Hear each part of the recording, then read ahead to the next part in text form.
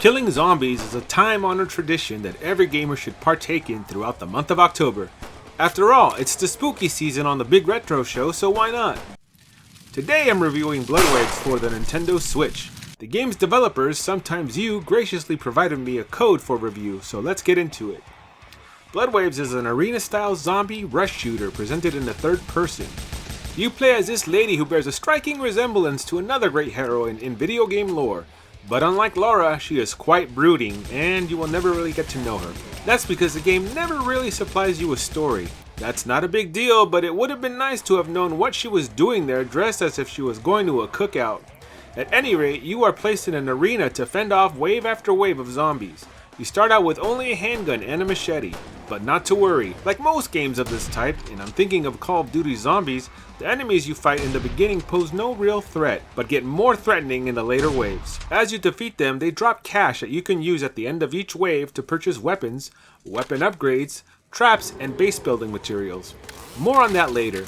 The zombies also drop ammo, this halo that grants you invincibility, armor, and health refills. After each wave you are granted skill and upgrade points, with the former allowing you to purchase character enhancing skills such as more stamina, health, the ability to regenerate your health faster, and other useful skills such as armor. The upgrade points are used for upgrading your weapons. It's pretty simple RPG stuff, but it helps you survive the waves to come. The controls for Bloodwaves are actually really good. The left trigger aims, the right shoots. You can sprint by clicking the left stick and reload your weapon by hitting the right shoulder button. You also get a button to roll, which was useful, and a jump button, which I didn't use throughout my time with the game. The left stick moves your character and the right stick controls your camera. In all, the controls are extremely responsive and you won't be dying because of them. You'll be dying because of your own bad preparation and your own failure to be aware of your surroundings. The weapons in this game are quite fun to use, my favorite being the SMG due to its lightweight design and ability to shred zombies. Still, there are some weapons that don't really make any sense, like the sniper rifle.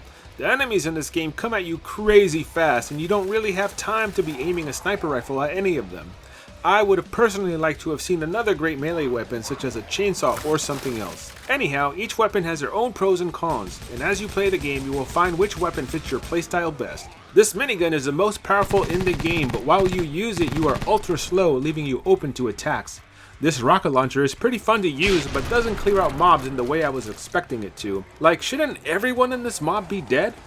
Let's talk about the enemies in this game. As you go deeper into the Bloodwaves, the zombies become more elaborate and you will be fighting these acid spitters, bomb zombies, tall zombies, and other zombies. Of course, with each wave you will be fighting more of them in order to advance. There is some strategy involved in defeating these zombies. For example, taking out the bomb zombies while they are in the crowd is a must because they blow up everything around them. I found myself using the walls and especially the corners in this game to defeat the hordes through the element of surprise. At times it felt like shooting fish in a barrel, other times it was too chaotic to do that. This game can be tough as nails if you let it be. If you aren't good at planning and using your weapons and abilities, you will struggle. The combat in this game is super satisfying, whether you are blowing up zombies yourself or allowing the traps to do the work for you. The graphics and especially the blood and dismemberments add to the fun. I was having a blast seeing how much farther I could get through the game, and I was kicking myself for not being more aware of my surroundings and dying in the later waves.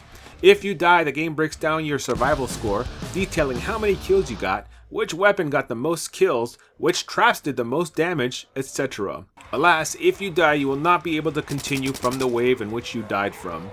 In order to survive deeper in the game allows you to build traps and barricades that can be extremely helpful through its build mode. The zombie grinder and deadly spinner trap zombies and dispose of them in the goriest of ways. Your offense is rounded out by gun turrets and flamethrowers that can be useful, but must be protected by the wooden barricades. The wooden barricades are easily destructible, but you can power them up to make them last longer. The zombies in this game love going for these things, ignoring you entirely, so you can pick them off if you aren't running away from zombies yourself. While you are in build mode and deciding what defenses to put down, you better be sure of the placement of your items, because once you put them down, there is no way of editing them. The game's build mode could have been so much better if this feature would be added in. The traps, turrets, and flamethrowers can be repaired if they sustain damage, with a wrench icon appearing above the item indicating it needs some TLC. But this is where I found a major bug. You see, you can repair the item by approaching it at the end of the wave and hitting the B button. but the B button also doubles to begin the next wave. So you think you will be doing some repairs, but in actuality, you will be starting the next wave. I tried this many times and couldn't get it to work properly. The game also had other bugs you should be aware of, like this dude.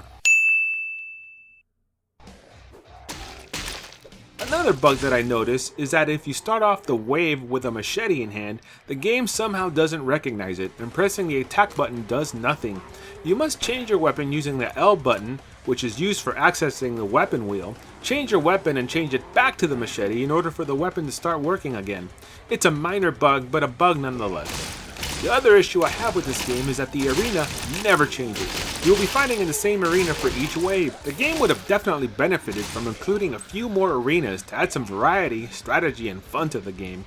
The game lacks a co-op mode or an online mode, and that will be off-putting to some gamers. This is a game that is probably meant to be played with others, and it just feels a bit hollow without these modes.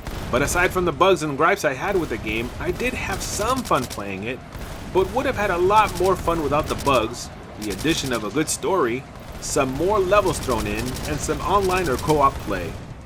Bloodwaves can be purchased on the eShop for $10. And that's going to be it for today's review. If you enjoyed this review, please give this video a thumbs up, consider subscribing to the channel, and dropping a comment. I will see you next time on The Big Retro Show.